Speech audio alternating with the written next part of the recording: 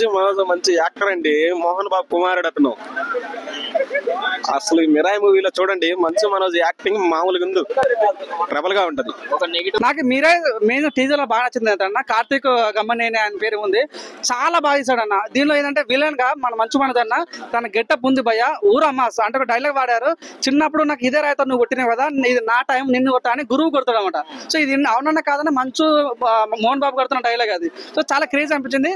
మన మిరాయి మన టీజర్ లో కూడా తేజస్ ఒక డైలాగ్ వాడారన్న, 9 books 100 questions 1 stick big adventure అని. నాకు ఇది అనిపిస్తుంది ఒక కల్కి లాగా, ఒక హనుమాన్ సినిమా లాగా, ఒక చావా సినిమా లాగా.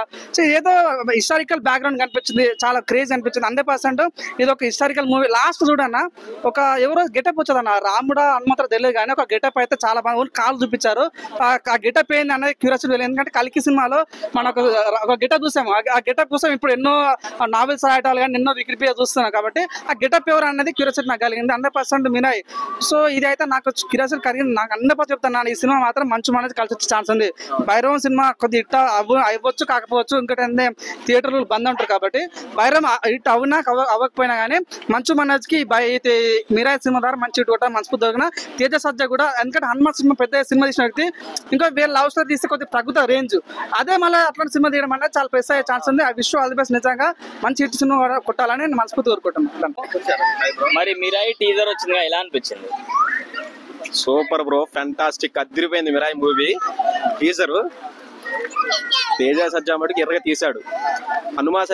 హనుమాన్ మూవీ తీశాడుగా, హనుమాన్ మూవీ రిలీజ్ అవ్వటం అవసరం లేదు, బ్లాక్ బస్టర్ అవడం అవసరం లేదు, కొట్టేసింది అట్ట. తేజ సజ్జా కొట్టేశాడు. నెక్స్ట్ ఈ మిరాయి కూడా, ఇందులో మంచు మనోజ్, మోహన్ లాల్, జగపతి బాబు, శ్రేయ, మంచి మంచి యాక్టర్లు ఉన్నారు ఈ మూవీలో. నెక్స్ట్ ఇది సెప్టెంబర్ లో కొట్టబోయే మూవీ ఇది. మిరాయి కూడా తేజ సజ్జానే మంచి హై రేంజ్ తీసకపోద్ది. మరి మంచు మనోజ్ గారికి ఇది ఒక కంబ్యాక్ అని అనుకోవచ్చా? అంటే చాలా ఇయర్ తర్వాత మూవీస్ లో కనిపిస్తుంది. యా, మంచు మనోజ్ మంచి యాక్టర్ అండి, మోహన్ బాబు కుమారుడు అతను.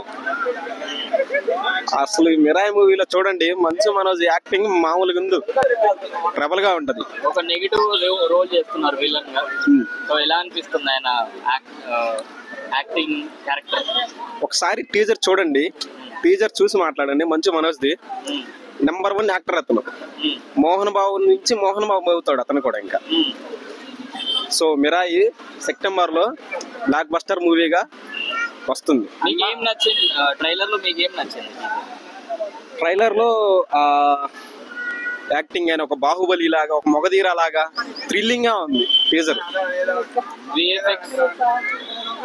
విఎఫ్ఎక్స్ నైస్, చాలా బాగుంది. బీజిఎం ఎలా అనిపించింది? బీజిఎం ఏదో థ్రిల్లింగ్ గా కొత్తగా అప్డేట్ అవుతుంది బీజిఎం. ఇంతవరకు ఎక్కడా వినలేదు, ఏ మూవీలో చూడలేదు కూడా. తేజకి హనుమాన్ కంటే పెద్ద హిట్ ఇస్తుందంట. హనుమాన్ మించి వస్తుంది మిరాయి ఇప్పుడు. హనుమాన్ ఒక రకంగా అయితే ఇది డబల్ గా వస్తుంది Mirai. Okay, thank you bro.